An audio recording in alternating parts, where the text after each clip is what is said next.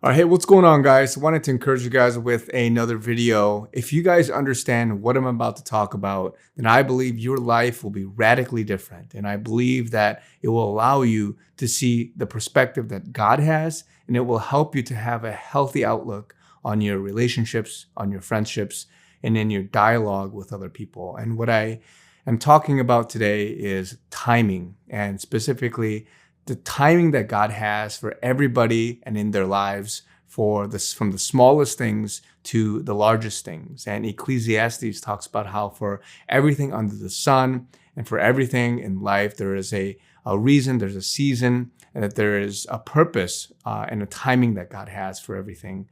And I talk about this, or I'm bringing this up specifically because there are a lot of people right now in the world, and even in the chats, as I hear from people from other, sources and whatever it is, where people are talking past each other and they're trying to convince people of certain things, and they're trying to allow people to really grasp and understand a reasoning, a rationale for something, to convince them of a perspective, and to get them to open their eyes to something and to come to a conclusion that they've come to that is an obvious truth, that is an obvious good for them, whether it's anything from the gospel message itself down to other very simple things, right? Convincing somebody of a certain truth, of a certain event, the validity of something. And what happens oftentimes is that so many people are judging people and measuring people based on a timeline that's in their head. And what I mean is that a lot of people think that in 1 hour, in one moment, with one comment, with one interaction, that somebody else will be persuaded, will be convicted, and they will see the same outlook as you, even though you convinced them and you've laid out the argument, you've laid out the reasoning, and you've packaged it and explained it in a very cohesive and good way for the other person. But oftentimes, even though you say it, even though it may be well spoken, the other person may not be ready to receive it. They might not know how to digest it. It's not that they're stupid. It's not that they're just out of touch. It's not that they're unholy. It's not any of these things, except that God has a certain timing for this person, for them to receive something. And that could be as big as obviously receiving salvation in Jesus Christ, or it could be as simple as a fact or some event that has occurred, and they are refusing to believe it or think about it or discuss it, right? And that's not to say that you should go out and be discouraged once you bring it up or you talk about it. It's not to say that you shouldn't have a healthy dialogue. It's not to say that you shouldn't have a platform and a forum to discuss these things and bring it out into the open, to be transparent about it.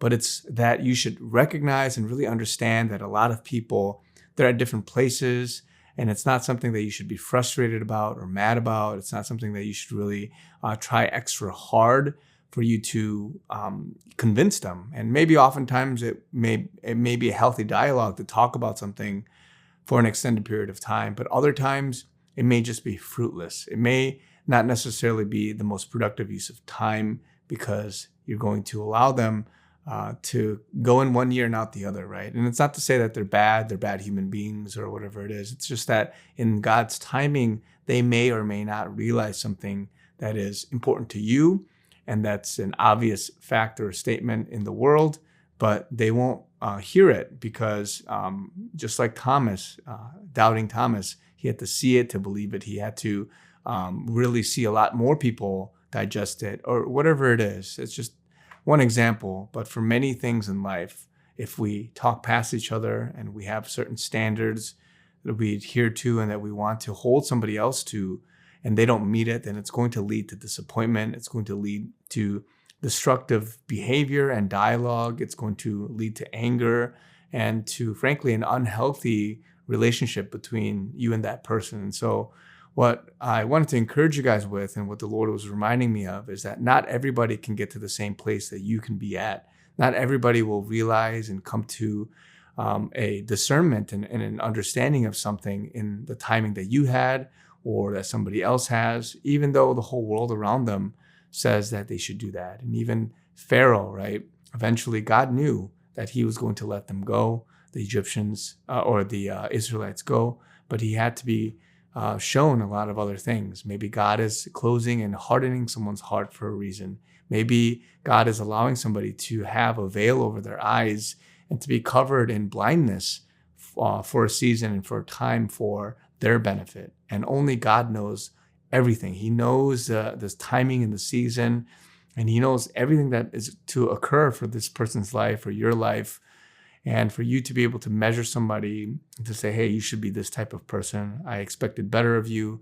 I expected this person because he was smart to realize this. I expected you to understand this, and to gauge somebody and to measure somebody based on someone else's standards. Maybe not even your standards, but another type of standard oftentimes will lead, again, like I've mentioned, to disappointment and despair and bitterness. And so I just wanted to encourage a lot of you guys, because a lot of people are out there right now, and they're convincing and they're yelling from the rooftops, and they're doing all these different types of things, which sometimes if God has called you to do that and it requires that for some people to wake up, then okay, great. But for others, if you keep drilling it and stuffing things down someone's throat, and if you just continue to force things upon somebody to tell them to be saved or to do this or to do that and understand your perspective, a lot of that is going to lead to a lot of selfishness, and it's going to lead to hardened hearts, because it's going to close off a lot of people. And so that's not to say that you should be passive and you shouldn't address certain things and just be avoiding dialogue, but really that you should be carefully in prayer and in discernment to how and what you should be talking about for your audience or for that person.